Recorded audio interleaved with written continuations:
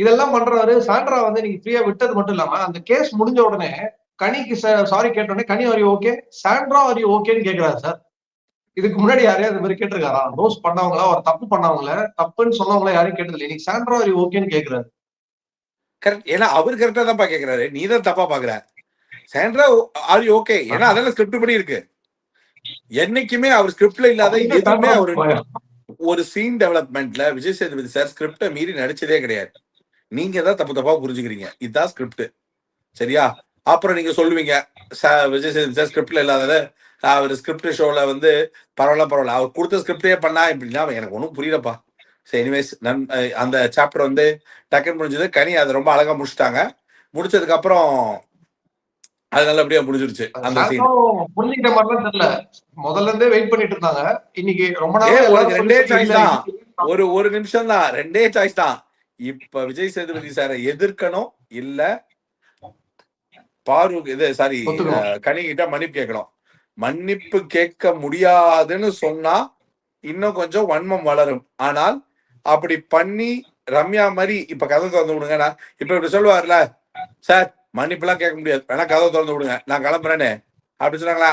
அந்த சாண்ட்ரா எங்க போச்சுன்றத சாண்ட்ராவை ரியலைஸ் பண்ண வைக்கிறதுக்கு இந்த வீட்டுல இருக்கிற மத்தவங்களுடைய சுய கௌரவத்தை அவங்க டெஸ்ட் பண்ற மாதிரி எல்லாரும் வந்து பேசும் பொழுது கனிக்கு இப்ப இதே தானே அவங்களும் கேட்டாங்க.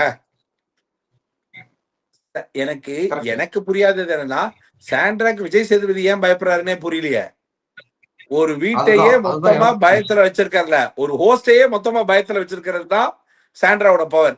இது தெரியாம போச்சு. சரி, ஓகே, விடுங்க, எல்லாம் முடிஞ்சு போச்சு. இனிமேல் என்ன எல்லாம் முடிஞ்சு போச்சு. நெக்ஸ்ட் வந்துட்டு ஆமா, அடுத்தது வந்துட்டு யாரு வந்துட்டு இந்த வீட்டுல அதான் அந்த ஒரு டாஸ்க் ஒண்ணு கேட்டிருந்தாங்க, மாத்தி மாத்தி ஒரு டாஸ்க் விளையாட போறேன்னு சொல்லிட்டு, யார் வந்துட்டு வரப்போற ஃபேமிலி டாஸ்க்ல பயப்படுவாங்க, யாருக்கு அது ரொம்ப சந்தோஷத்தை தரும்னு ஒண்ணு கேட்டிருந்தாங்க. நல்ல டைம் ஃபில்லர் போட்டு இந்த வீட்டுல அட்ரஸ் பண்ண வேண்டிய விஷயம் அவ்வளவு இருந்தாலும் அதெல்லாம் விட்டு ஃபில்லர் மாதிரி அதை பண்ணிட்டு இருந்தாங்க. பட் அந்த ஃபில்லரோட எண்ட் வந்து எல்லாரும் கமருதீன் பார்வதி தான் சொன்னாங்க. ஆமா, ஏன்னா ஆப்வியஸா இப்ப ஃபார் எக்ஸாம்பிள் வேற எந்த கண்டென்ட்டுக்கும் அவ்வளவு மைலேஜ் இல்ல, பண்ண அட்டூழியங்கள் பாரு அப்படின்ற ஒரு லிஸ்ட்ல பிராண்ட் பண்ணிட்டாங்க. அதுக்கு தொண போன A2 அக்யூஸ்ட் கமருதீன். ஏன்னா மத்தவங்க எல்லாம் தான் இப்ப பாருங்க, கடைசி ஒருத்தன் அவன் சரி, நான் ஒரு யூஎஸ்பி மாதிரி சொல்றேன்.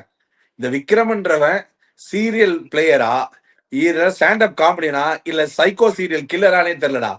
அவன் ஏன்டா இவன் அவனுக்கு கொடுங்கடா, அவனுக்கு ஏதாவது கொடுத்து அவார்டை கொடுத்துருங்கடா. அவன் நடிச்சு கொல்றான்டா எல்லாரையும் கத்திய வச்சு குத்தி கொல்ற சைக்கோ கில்லரை பாத்திருக்கேன். இவன் வந்து சீனுக்கு சீனு பெர்ஃபார்ம் பண்றான்டா. டேய், எனக்கு அவன்கிட்ட இப்பவே அவன் தான் வின்னர்னால ஏதாவது ஒண்ணு கொடுத்து அவனை நம்ப வச்சு கடைசி வரைக்கும் கூட்டுவாங்கடா. அவன் இதையே கண்டினியூ பண்ண போறான்.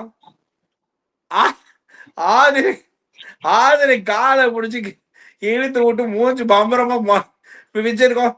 ஒரு ஆக்சுவலா இவ்வளவு ஃபீல் பண்ணல, அதே மேடையில இருந்து சொல்லிருக்கலாம்ல, விளையாட்டுல தாங்க தெரியாம பண்ணிட்டேன், மன்னிச்சிருங்க உங்க பொண்ணுக்கு அப்படின்னு சொல்லல. அங்க விட்டான் சீனை. அவங்க இங்க வீட்டுக்குள்ள வந்த உடனே அவங்க கிட்ட டேய் நீ யாருன்னு எனக்கு தெரியும், நான் யாருன்னு உனக்கு தெரியும் அப்படின்ற மாதிரி. இப்பெல்லாம் சுபிக்ஷாக்கு கொஞ்சம் கொஞ்சமா அறிவு வந்துருச்சு நினைக்கிறேன். ஏன்னா மெதுவா யோசிக்கிறான், உண்மையிலேயே எல்லாரும் சொல்ற மாதிரி இவன் கொஞ்சம் ஓவரா தான் நடிக்கிறானா அப்படின்ற மாதிரி. ஆக்சுவலி டிபிக்கல் கொஸ்டின் வந்துட்டு யாரோட ஃபேமிலில இருந்து வந்தா அது ரொம்ப ஒரு நெகிழ வைக்கிற சம்பவமா இருக்கும். எந்த ஃபேமிலி மொமெண்ட் வந்து ரொம்ப சந்தோஷத்தை தரக்கூடிய ஒரு விஷயமா இருக்கும்? ரெண்டே மொமெண்ட் தான், சாண்ட்ரா கனி இவங்க 2 பேருடைய என்ட்ரியில, சாரி அமித், இவங்க 3 பேரோட என்ட்ரி மட்டும்தான் பியூட்டிஃபுல்லான என்ட்ரியா இருக்கும். சாண்ட்ரா குழந்தைகள் உள்ள வரும்போது, கனியோட குழந்தைகள் உள்ள வரும்போது, அமித்தோட குழந்தைகள் உள்ள வரும்பொழுது, மிச்சவங்க எல்லாரும் வர்றதை விட அதுல எமோஷனல் பேக்கேஜ் வந்து ரொம்ப ஜாஸ்தியா இருக்கும். சரியா? மிச்சவங்க எல்லாத்துலயும் வந்து ஒரு மெச்சூர்டு ஒரு ப்ரொபோஸ்டா என்ட்ரியா இருக்கும். அதுல வந்து ஒரு எமோஷனல் வேற விதமான ரிலேஷன்ஷிப் என்கேஜ்மெண்ட் இருக்கும். ஆனா இங்கதான் மதர்ஹுட் என்கேஜ்மெண்ட் இருக்கும். உலகத்துல அந்த தியரியை அடிச்சுக்கிறதுல அது பிராக்டிக்கல். அந்த பிராக்டிக்கல் மூடுக்கு ஃபேக்கே கிடையாது. 2 குழந்தைகள் எப்படா நீ கத்து கொடுத்தாலும் ஆர்டிபிஷியலா குழந்தைங்களுக்கு அம்மாவை பார்த்தா வராத ஒரு மேட்ரு, அது அம்மாவுக்கு குழந்தைங்களை பார்த்தா வராத ஒரு மேட்ரு. அப்ப இந்த 3 மொமெண்ட்டை தவிர வேற பெஸ்ட் மொமெண்ட் வர்றதுக்கு வாய்ப்பே கிடையாது. இந்த 3 மொமெண்ட்லயும் நமக்கு வில்லனே இருந்தாலும் அம்மாக்கு குழந்தை அந்த அந்த தனுஷ் டைலாக் தான், அம்மானா யாருக்கு பிடிக்காது அப்படின்ற மாதிரிதான் எல்லா அந்த சீன் வந்து அல்டிமேட்லி சாண்ட்ரா எவ்வளவு பெரிய வில்லியா ரோல் பிளே பண்ணாலும் அந்த மொமெண்ட் மதர் தான். கனி எவ்வளவுதான் நல்லவங்களாவே கேரக்டர் பிளே பண்ணாலும் அவங்க உள்ளுக்குள்ள எவ்வளவு நெகட்டிவா இருந்துகிட்டு அது வெளியில எக்ஸ்போஸ் பண்ணாம ஆடினாலும், நெகட்டிவான தாட்ஸ்ல வச்சுக்கிட்டு எக்ஸ்போஸ் பண்ணி ஆடினாலும் மதர்வுட் தான். இன்னொன்னு, என்னதான் இந்த கேம் சுத்தமா புரியலனாலும் நல்ல மனிதன் அமித் ஃபாதர்வுட் தான். மதர்வுட்டும் ஃபாதர்வுட்டும் தான் இங்க அல்டிமேட்டா பியூட்டிஃபுல்லான மொமெண்ட்.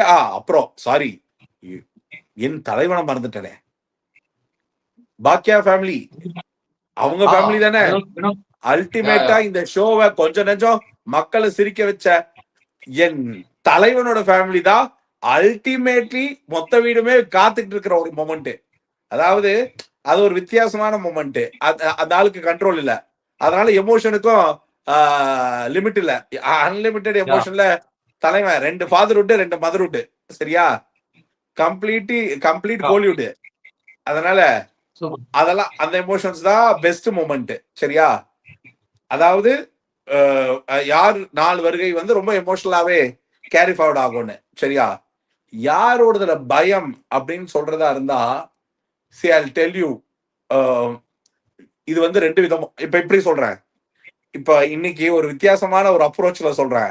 பிரஜினோட ஒரு இன்டர்வியூ பார்த்தேன். அவருக்கு மட்டும் அவரோட கண்ணுல சாண்ட்ரா இந்த வீட்டை வச்சு செய்யறது தெரியல, சாண்ட்ராவை இந்த வீட்டுல இருக்கிறவங்க வச்சு செய்யறாங்கன்ற மாதிரி ஒரு ப்ரொபோஸ்டு தேரியில ஒரு டாக் ஒண்ணு கொடுத்திருந்தாரு.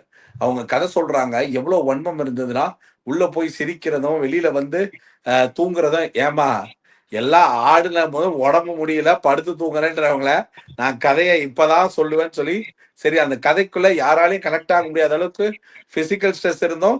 யாரும் சாண்ட்ரா இல்லாம வேற யாரா இருந்தாலும் ஒரு பதில சொல்லிட்டு கிளம்பிருப்பாங்க. எப்பா அந்த அம்மா சொன்னா போயிடலாம்ப்பான்ட்டு எல்லாரும் வந்து உட்கார்ந்தா.